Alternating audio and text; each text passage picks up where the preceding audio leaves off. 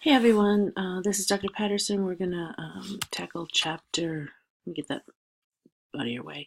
We're gonna tackle chapter one, predominantly about themes in the study of life. So let's just run through this. Remember to keep track of your vocab. So vocab is huge for us in Biology 181. I've tried to make most of them bolded in your PowerPoints, so make sure you're going through and picking those out. If you've got a Campbell Biology textbook, that's a great resource. Be careful if you're pulling vocab definitions off of the web. You want to make sure you're getting a biological definition and not just a general definition. So this course really has evolution threaded all the way through it. Everything we talk about is going to come back to evolution at some point or in some way. Um, Biology, study of life. So that's why we're doing this. And the big thing that you need to understand about biologists, any biologist I've ever met actually, is that we're innately curious. We want to know stuff. We want to know how a single cell develops into an organism. We want to know how the human mind works. We want to know why some diseases are more prevalent in some families and not in others, even with greater risk factors. We want to know why so much more Alzheimer's now than in the past. What changed? How do we change it back? Can we cure it? Can we treat it? Cancer, all sorts of stuff. And it's not even just biology as in humans or even as in medicine, but this extends into our food sources, our water resources, ecology, the environment, microbiology, the whole bit. So really, it's about this questioning. We need to look at 7 characteristics of life, and that living things have order and organization. They maintain homeostasis. I would bold homeostasis if I were you. That's a big biology word, not just in 181, but in pretty much any biology you talk about. Living things use energy. They respond to their environment. Our next slide is going to have some images, so you'll see that. Living things are going to grow and develop. They're going to reproduce. Like is going to reproduce like. Penguins are going to have baby penguins. Goldfish are going to have baby goldfish. Turtles are not going to birth elk. You get the idea. And then living things adapt to their environment. And that's kind of a topic we need to hit on because a lot of students think that they adapt to their environment, as in, I'm cold, I go and put on a sweater, I've adapted. And that's not exactly what we're talking about. We're talking about evolutionary adaptation. We're talking about, in that top image, we're talking about that pygmy seahorse that has camouflage to help it with the environment that it's in. If I move that animal very quickly to a different environment, that one single individual is not, unless it has a chameleon type characteristic where it can change colors and respond to its environment, it's going to no longer have the camouflage protection of a new environment. Say we move it to a black coral or we move it to a blue coral region. It's going to stand out and it's going to be predated. But maybe this seahorse has the ability to hide really, really well. Maybe it's good at squishing itself down into a space. And because it can do that, then it can adapt to that new environment and it may be reproductively successful and therefore carry on its offspring. So really what we're talking about when we talk about adaptation, we're talking about adaptations that are going to take several generations. And those adaptations are the result of reproductive success of individuals with traits that can be passed on, so heritable traits that are beneficial to survive in that given environment. So it's not an immediate, this individual adapts, we're talking about an evolutionary adaptation. In this response to the environment image, that damselfly lands in that open trap and the Venus flytrap responds by closing. And then I think most of the others are pretty self-explanatory. Take a look at that, at the jackrabbit. Take a look at that jackrabbit in the photo labeled with regulation. So what that jackrabbit is doing is it's regulating blood flow through the vessels in its ears what it's doing is it's helping to maintain a constant temperature by adjusting the heat exchange with the surrounding air. So it's hot. So it opens up those ears. It lets the blood flow through there. We're going to get a breeze across them. We're going to cool off. In the same way that my son's bearded dragon sleeps on her rock basks on her rock under her heat lamp in the morning when she's chilled. So she's using that regulation, that external source, to help alter her internal temperature. So like I said, we're going to have evolution run through pretty much everything that we're going to talk about. So I've included in our videos little checkpoints. I call them whiteboards. In the classroom, we do them on the whiteboards. A whiteboard at home is a perfect idea if you're doing these. This is a great place for you to pause your video, go ahead and see if you can list them out without looking back at your notes, without looking back at the other or backing up the video. See if you've gotten anything from what we've gone through so far. Give yourself about 2 minutes. I'm only going to pause for a few seconds and I'm going to keep going. So you want to make sure you pause the video if you're trying to do this.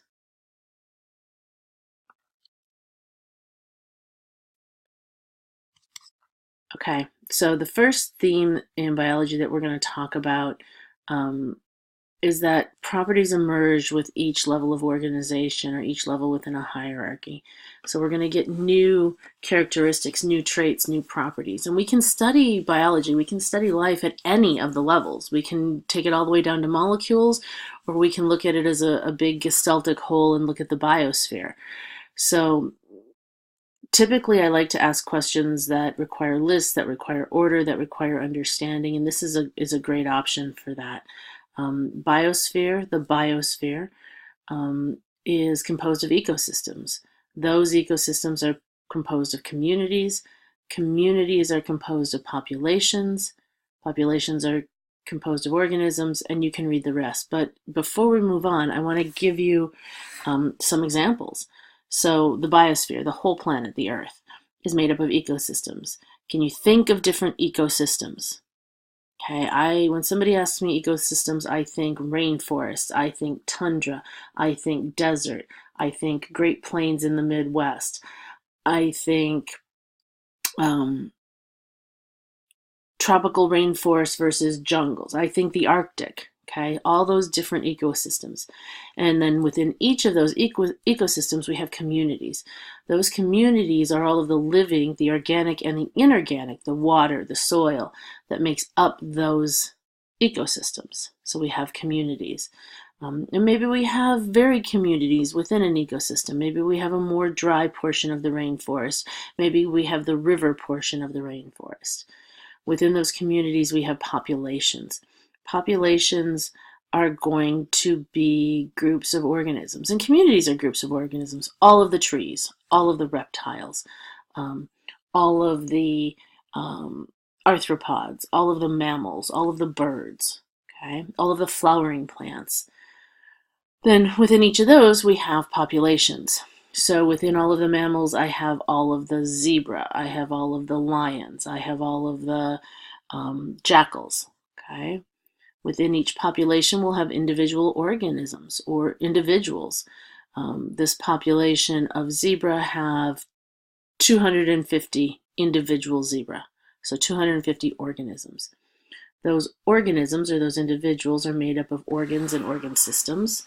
So, I don't know, let's do digestive system. Think of an organ in the digestive system. Maybe you think stomach, maybe you think mouth or esophagus. But so each of those is an individual organ, but together they form the digestive system, how that individual digests food, energy source, to convert it into a usable form of energy.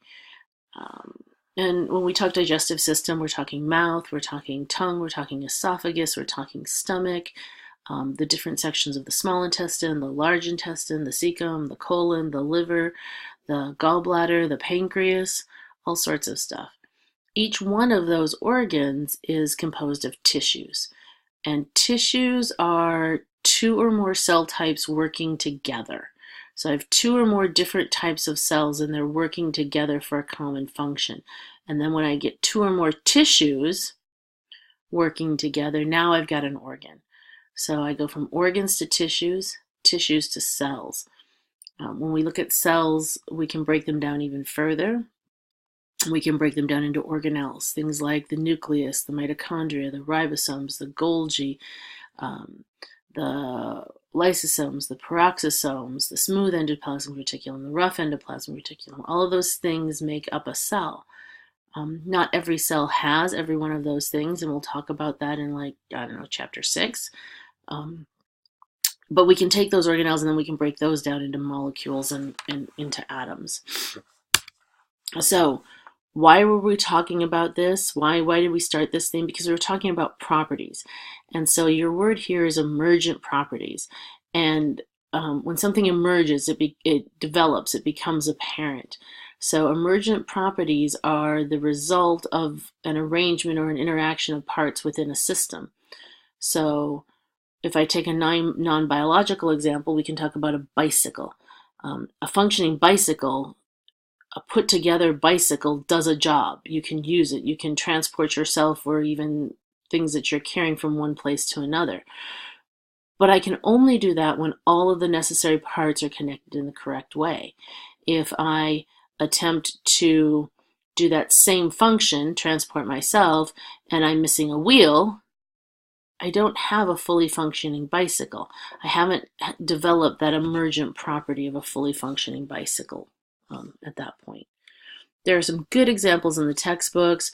I've seen students do a few off of the internet. They just Google emergent properties in biology and they get some really nice examples that way. Another whiteboard for you to work through. So go ahead and pause your video. I'm going to count to 10 and keep going.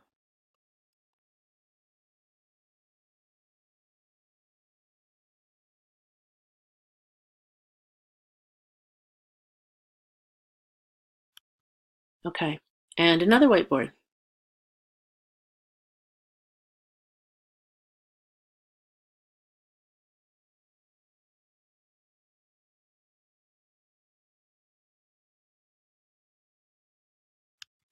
And we're back on talking. So reductionism. Reductionism is when I take something complex and I reduce it, or I break it down into simpler components so that I can study it or understand it or figure it out more easily. We do this with genetics. We do it with DNA. We do it with just about anything.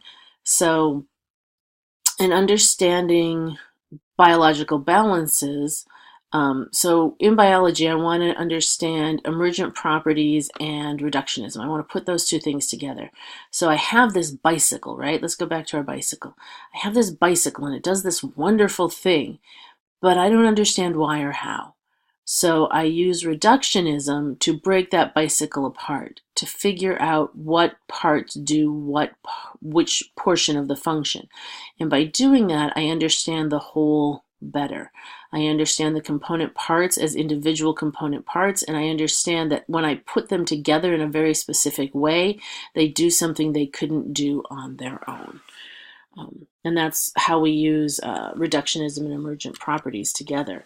Systems biology is paramount. It's paramount to just about every form of biological study. It's when we construct a model of a very dynamic situation or a very dynamic behavior, and then we use that model as just that, a model. We use it to predict what will happen on a larger or a grander scale. So on your slide, you've got some stuff. You've got a couple of examples. So you develop this drug for blood pressure, and it does a great job at lowering blood pressure. The chemistry is all there. It should work beautifully, but you don't know its side effects. So one of the things system biology is used for is we can use computer programs, we can use non-living models, and we can determine, does this drug have some other effect on some other organ system? Okay, so maybe you've got a drug, a chemical combination that does fabulously at lowering blood pressure and controlling hypertension, but the problem then becomes it also damages the kidneys.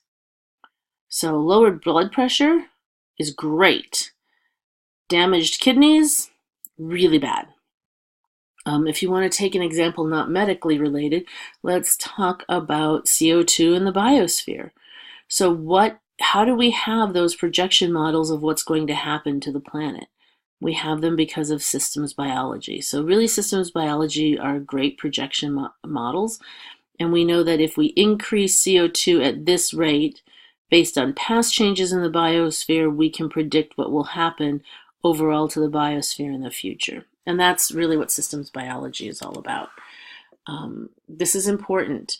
So when we did that breakdown from biosphere down to molecules, one of the things I want you to pick out of that is even though we have organelles and then molecules and atoms that are smaller than cells, it's really the cell that is the lowest level of organization. It's the smallest unit that we consider for functional life, and that again is the cell. All cells, no matter when we talk about them, and we're going to build on this definition, but all cells are enclosed by a membrane, so their outer border has a membrane, and all of them use genetic material, a nucleic acid. The textbook that I work from, which is Campbell edition 9, 9th edition, it says DNA as their genetic information, and not all cells have DNA. Some of them run off of RNA. So I wrote it in here like the book has it, but recognize that it's not a 100% true statement. It's a really great working introductory definition, but we're going to change it as we move through. So just keep that in the back of your mind. When we talk about cells, we need to divide them into two types. We're going to divide them into the eukaryotic cells, or the eukaryotes, and we're going to divide the other group being the prokaryotic cells, or the prokaryotes. Eukaryotic cells have a membrane on the outside, just like we said. They have nucleic acids for genetic material inside, just like all cells do. But the eukaryotic cells also have membrane-bound organelles. So they're going to have organelles like a nucleus, they're going to have organelles like a mitochondrion, like a Golgi, those sorts of things. Eukaryotic cells are typically large, significantly larger than prokaryotic cells. We're going to take a look at that in a second. There's a visual on your next slide. In comparison, prokaryotic cells are small. They're much less complex, or they're more simple, depending upon which term fits better in your head. They do not have a nucleus. They still have nucleic acid for genetic material because they are a cell. It's just not held together in one neat place by a membrane. And we call that in a eukaryote a nucleus. So prokaryotes don't have a nucleus, or any other membrane-bound organelle for that matter. We have two types of prokaryotes. We have bacteria and archaea. We'll talk about those in a little bit. All of the plants, all of the animals, all of the fungi, any of the other life forms that aren't a bacteria or an archaea, those are all considered eukaryotes. So there's the image I was mentioning. So that contrasts the size and complexity between a eukaryotic cell on the left and the much smaller prokaryotic cell on the upper right. And then remember what we said. So we said that all cells had a membrane border to them, a plasma membrane or a cell membrane. And then we said that there was nucleic acid. The slide said DNA, but there's nucleic acid that acts as the heritable or the genetic material for that cell. So we said DNA, that's deoxyribonucleic acid. And that DNA is organized into genes. Okay, so this specific chunk of DNA is a gene for XYZ. This specific chunk of DNA is the gene for curly hair. This specific chunk of DNA is the gene for, I don't know, moons on your fingernails, all sorts of stuff. We organize genes into chromosomes. So we'll talk about that a lot when we get to Mendel in his chapter, but just remember that cells are the smallest functional unit of life, and genes are the units of inheritance that transmit information from parents to offspring. Okay, we're almost done with this set. So feedback. So we mentioned something earlier. So that first statement says feedback mechanisms allow biological processes to self-regulate. Okay, that harkens back to one of our 7 characteristics of life. Think for a moment. Can you just don't even you can look back if you need to, but just think for a moment. What process talked about self-regulation? Did you get homeostasis? It was the jackrabbit and the ears and the regulation, and we said that our definition of homeostasis was maintaining that internal environment. Okay, so we're going to tie homeostasis to these two ways of generating that homeostasis or creating it. And those are positive feedback loops and negative feedback loops. So negative feedback loops, a really easy example that pretty much anyone here in the US has been exposed to, is a thermostat.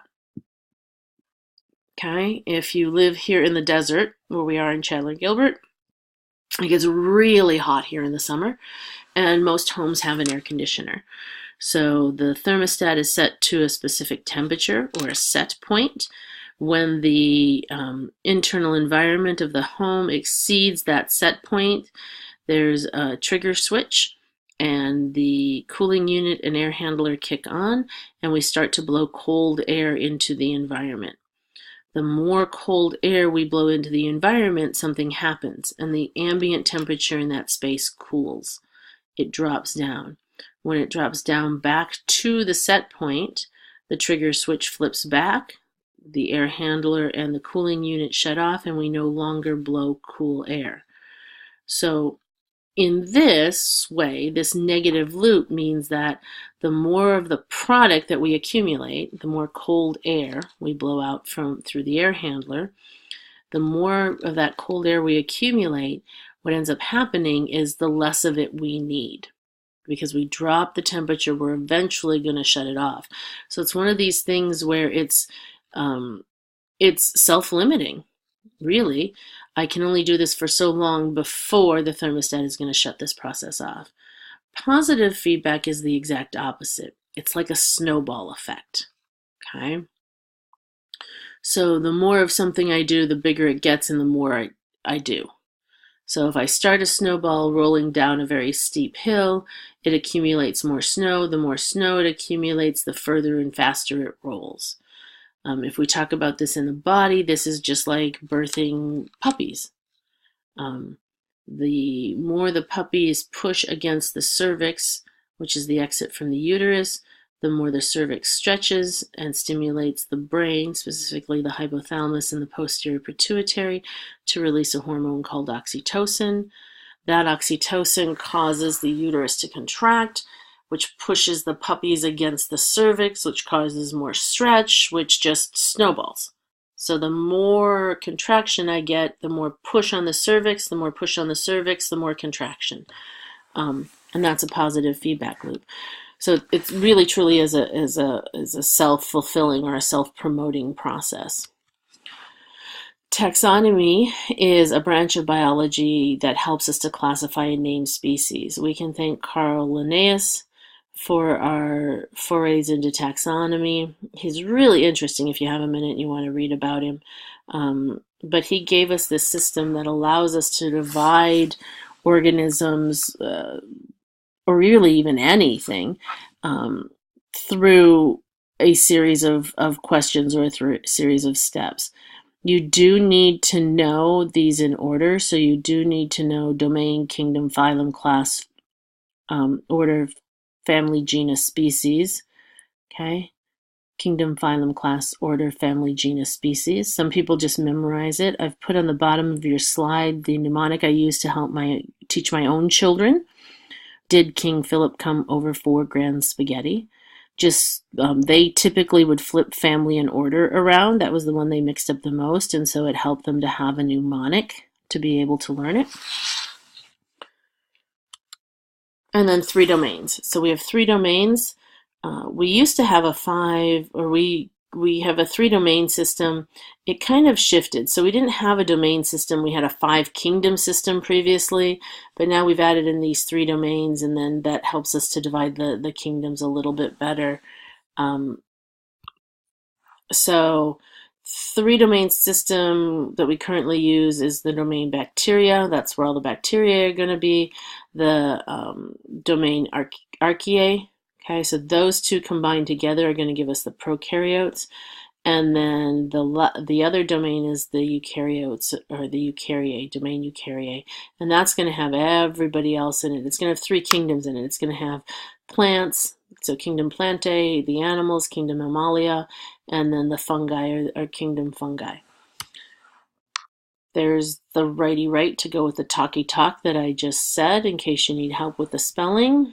If you've got an old textbook, or even some that aren't so old that the publisher just hasn't caught up on, we formerly had this kingdom called Protista.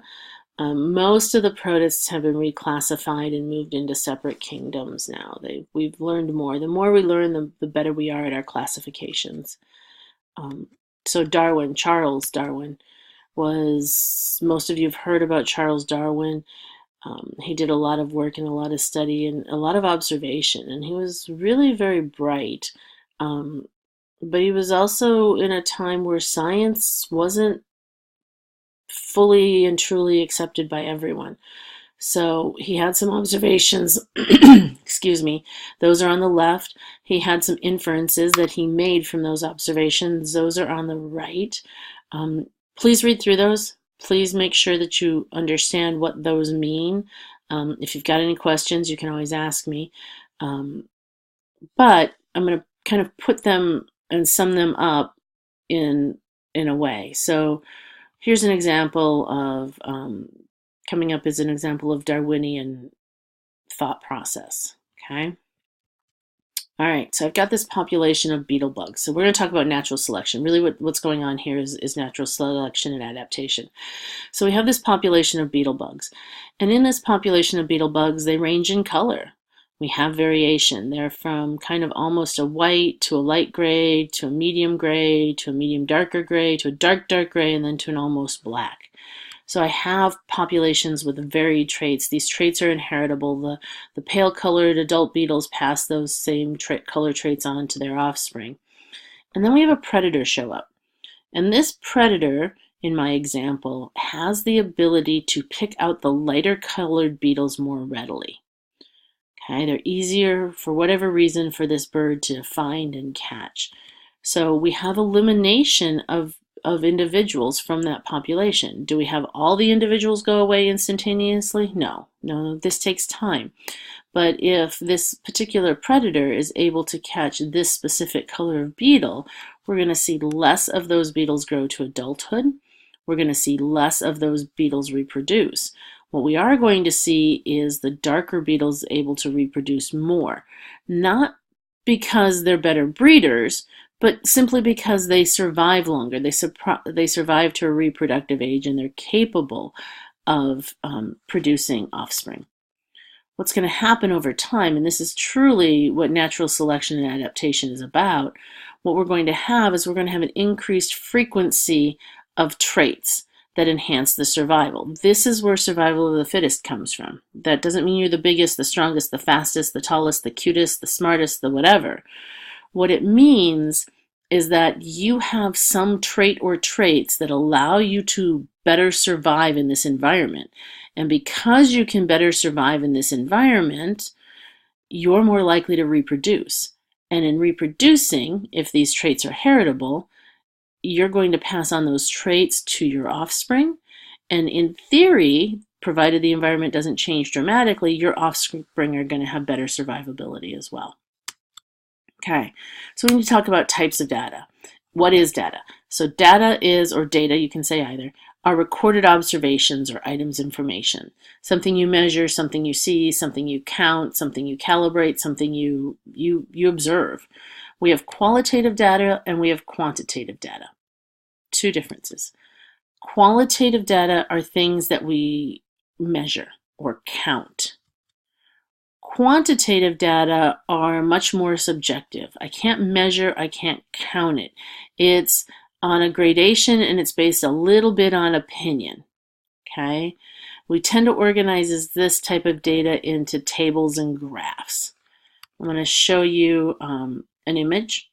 This is Jane Goodall. This is Jane Goodall with the chimpanzees, and she is doing something. That's an image of her journal, and she's writing down her observations. Okay? She's saying, I see this, they're doing this. What type of data is that? What is she collecting? Yep, I'm pausing. I didn't actually go away, I'm just pausing.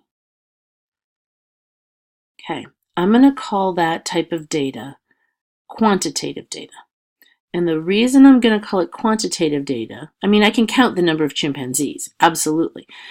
But part of my perception is implied in any of the other data I collect. Do I consider what this chimpanzee is doing with the stick to be work and using a tool, or is it play?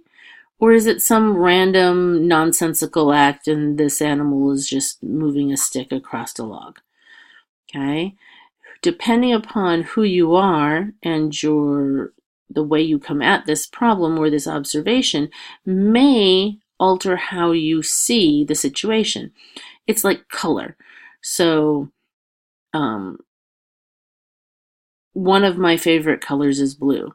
So if I think of every possible shade of blue that I can think of, and then I say, okay, I need to divide these into dark blue, medium blue, and light blue. I'm going to have a specific point for me where I make that transition from dark to medium blue. But somebody else who looks at that same physical gradation of colors might have a different point where they make the transition from dark to blue. So that's more of what I'm talking about in quantitative data. Whiteboard moment. So yes, it's divided on tables. That's kind of how our classroom is set up, but go ahead and do them both. Great point to pause. I'm only going to go like 5 or 10 seconds here and then I'm going to keep talking, but you'll want to pause the video so you can do this. Okay, that's the end of our slideshow. You have a separate video on scientific method, and I think you should, depending upon your class, have a set of fill-in-the-blank notes for that scientific method. That's a great scientific method study guide. It's going to cover some of the stuff we did here with quantitative and qualitative, but it's also going to go on and it's going to give you some insight into dependent variables, independent variables, and that sort of stuff. So I'm going to stop this video.